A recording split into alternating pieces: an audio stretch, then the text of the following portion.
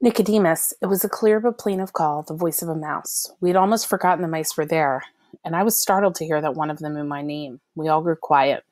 Who's calling me? I asked. My name is Jonathan, said the voice.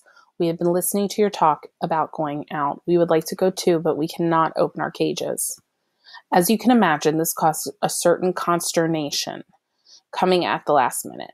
None of us knew much about the mice, except that we had heard Dr. Schultz dictate. All right, I said, tomorrow night, as soon as Dr. Schultz and the others leave, we'll open your cages, and you can follow the thread with us to get out.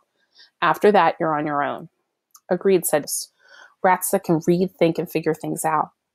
I said, let's wait until we're free to worry about that. Jenner was right. It was a thing to worry about and maybe still into thinking, but it didn't.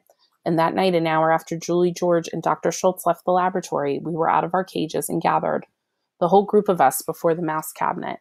Justin opened its doors, unlatched their cages, and the mice came out. They looked very small and frightened, but one strove bravely forward.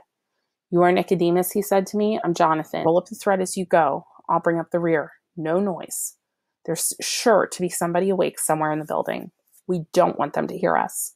I did not want to leave the thread where it might be found. The more I thought about it, the more I felt sure Dr. Schultz would try to track us down for quite a few reasons. Justin lifted the grid, pushed the sliding panel, and one by one we went through.